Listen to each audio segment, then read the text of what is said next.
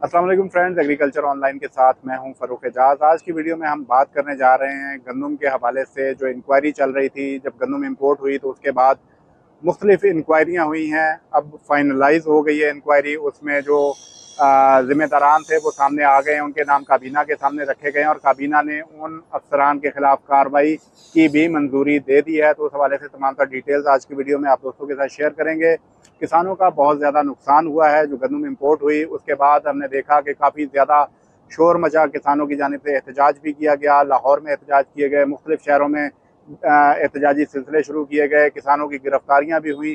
तो इस तमाम तर सूरत हाल पर जो इंक्वायरी है वो कंडक्ट करने का हुक्म दिया गया था वज़ीर आज़म की जानिब से। पहली इंक्वायरी जो है वो फेडरल पब्लिक सर्विस कमीशन के चेयरमैन की सरबराही में कायम की गई थी। उसकी रिपोर्ट आई, उसके बाद एक और कमेटी तश्कील दी गई सेक्रेटरी काबीना की सरबराही में, और उस कमेटी को ये टास्क दिया गया था कि पिन पॉइंट किए जाएं वो लोग जो कि जिम्मेदार हैं गंदम इम्पोर्ट होने के हवाले से, क्योंकि गंदम इम्पोर्ट की वजह से ही तमाम तर बहरान खड़ा हुआ और किसानों से गंदम भी खरीदी नहीं जा सकी। और इसी इम्पोर्ट की वजह से ये हुआ था कि पंजाब हुकूमत के स्टॉक्स में जो गंदम पड़ी हुई थी वो भी सेल आउट नहीं हो सकी थी, जिसकी वजह से पंजाब हुकूमत के लिए भी मसाइल पैदा हुए कि वो गंदम नहीं खरीद सके। और अभी तक पंजाब हुकूमत की जानिब से जो महकमा खुराक है उसकी जानिब से गंदम खरीदारी नहीं की गई, सिर्फ पास्को की जानिब से गंदम खरीदी गई। इस हवाले से मैं आपको ये बताता चलूँ कि जो जिन अफराद के खिलाफ कार्रवाई का हुक्म दिया गया है, कौन कौन लोग हैं जिनके नाम इंक्वायरी में सामने आए हैं और इनके खिलाफ क्या कार्रवाई होने जा रही है, वो भी आपको बताते चलते हैं। सबसे पहले जो नाम है वो साबिक जो नेशनल फूड सिक्योरिटी के सेक्रेटरी हैं उनका नाम आया है, मोहम्मद आसिफ उनका नाम है, और उनके खिलाफ बाज़ाब्ता कार्रवाई की मंजूरी दी गई है काबीना की जानिब से। इसके बाद जो साबिक डीजी प्लांट प्रोटेक्शन है, क्योंकि कराची में है प्लांट प्रोटेक्शन का डिपार्टमेंट, वहाँ पर ही गंदम इम्पोर्ट होती है, उसके साबिक डीजी हैं एडी आबिद, उनको मुअत्तल करने का हुक्म दिया गया है। इसके साथ ही साथ ministry of national food security के जो फूड कमिश्नर हैं सैयद वसीम उल हसन, उनको मुअत्तल करने का हुक्म दिया गया है। इसके बाद डायरेक्टर हैं नेशनल फूड सिक्योरिटी के मोहम्मद सुहेल, उनको मुअत्तल करने का हुक्म दिया गया है। और इसके साथ ही साथ वीट कमिश्नर जो कि वजारत नेशनल फूड सिक्योरिटी से ही इनका ताल्लुक है, इम्तियाज़ गुपान साहब, इनको भी मुअत्तल करने का हुक्म दिया गया है। तो 4 अफसरान को मुअत्तल करने का हुक्म दिया गया है, जबकि जो साबिक सेक्रेटरी नेशनल फूड सिक्योरिटी हैं मोहम्मद आसिफ, उनके खिलाफ बाज़ाब्ता तौर पर कार्रवाई शुरू किए जाने का हुक्म दे दिया गया है काबीना की जानिब से। और इस हवाले से मैं आपको ये बताता चलूँ कि अगर देखा जाए तो निगरान हुकूमत में गंदम जो है वो इम्पोर्ट हुई थी, लेकिन हमने देखा कि निगरान हुकूमत के दौर में जो सेक्रेटरी नेशनल फूड सिक्योरिटी थे कैप्टन महमूद, उनके खिलाफ भी कोई इकदाम जो है वो देखने में नहीं आया। साबिक वज़ीर आज़म जो कि निगरान दौरे हुकूमत में थे काकड़ साहब, उनके खिलाफ भी ना तो इंक्वायरी कमेटी में उन्हें बुलाया गया, क्योंकि आपने देखा कि जब जो मुस्लिम लीग नून के हनीफ अब्बासी हैं उनकी जानिब से बाकायदा तौर पर उनका नाम लिया गया था कि अगर साबिक वज़ीर आज़म अनवारुल हक काकड़ को गिरफ्तार किया जाए तो तमाम तरह हक़ाइक़ सामने आ जाएंगे। जिसके बाद एक मुकामी होटल जो कि इस्लामाबाद का है, वहाँ पर दोनों का आमना सामना हुआ था और उन दोनों के दरमियान काफ़ी ज़्यादा तलखी भी हुई थी।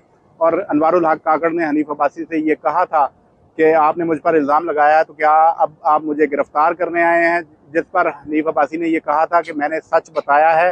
तो जिस पर जो अनवारुल हक काकड़ हैं उन्होंने हनीफ अब्बासी से ये कहा था कि अगर मैंने फार्म 47 के हवाले से अपना मुंह खोला तो आप और आपकी जमात किसी को मुंह दिखाने के काबिल नहीं रहेंगे।